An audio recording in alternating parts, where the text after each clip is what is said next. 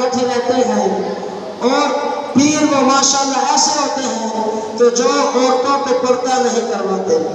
फतावा रिजविया के अंदर लिखा हुआ है कि वो पीर ही नहीं जो औरतों को पर्दा ना करवाए।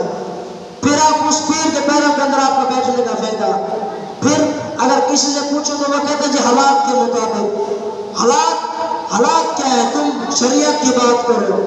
हालात आजकल हालात ये बने हुए, लड़कियां यार गोड़ों के ऊपर से शलवारें पहन के लड़कियां चल रही है, हालांकि शरीयत तो कहती है उनका नीचे वाला कुछ नजर ना है। ये हमारे पीर साहिबान, वो मैं उनकी बात नहीं कर रहा हूँ जो गलत है, जो गलत है उनकी बात कर रहा हूँ। जो ठीक है, ठीक भी वो जो शरीयत के मुताबिक औरत जात को पर्दे का हुक्म देते हैं, उनकी बात कर रहा हूँ कि वो भी ठीक है जो औरत जात को पर्दे का हुक्म देते हैं। उनके आप चाहे बैठ भी करें।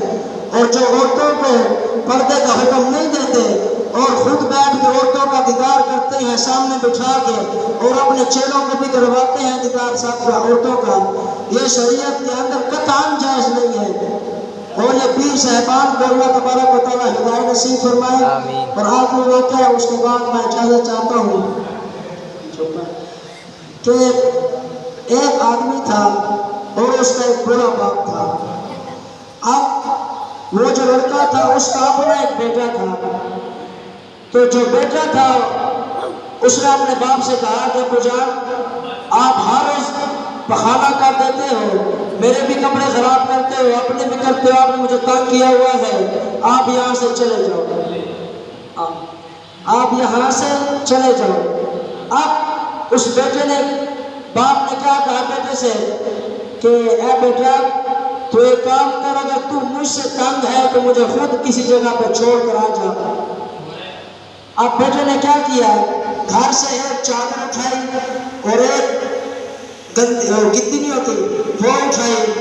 वो उठाने के बाद बाप को साथ लेकर गया और उसको जो अपना बेटा था उसने कहा कि पुजान मैं भी आपको साथ चलता हूँ। अब बाप बेटा पोता तीनों कटे जा रहे हैं।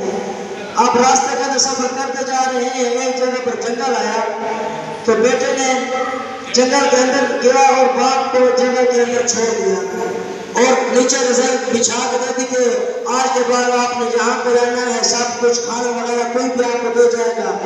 तो अब बाप सोच रहा है कि ये मुझे अकेला छोड़ के जा रहा है, मैं यहाँ पे कैसे रहूँगा, मैं तो अपने किसी सहारे के बगैर हिल भी नहीं सकता हूँ। तो बेटे ने बाप को लात मारी, ठोकर मारी, ठोकर मारने के बाद वहां से चला गया। जब कुछ देर सफर किया तो उसका अपना बेटा उसे कहने लगा कि पुजान आपने अपने वालिद को तो वहां पे छोड़ दिया है, जो आपका बाप था वो बूढ़ा हो चुका था, इस उम्र में आप जवान हैं, आपकी हड्डियों के अंदर ताकत है, आपका जिस्म पावर रखता है। अभी जब आपका जिस्म आपके बाप की तरह जब आप बूढ़े हो जाएंगे, आपकी हड्डियां काम करना छोड़ जाएंगी, तो फिर उस दिन मैं भी आपके साथ ऐसे ही करूंगा जिस दिन जैसे आपने मेरे दादा के साथ किया है। जब उस बाप ने ये बात सुनी तो उसके पैरों के नीचे से जमीन निकल गई। उसने कहा कि मेरे बेटे ने मुझे ये बात कह दी। तो जब वो घर के असल में ये मसला उस लड़के से शुरू नहीं हुआ था, बीच में ये औरत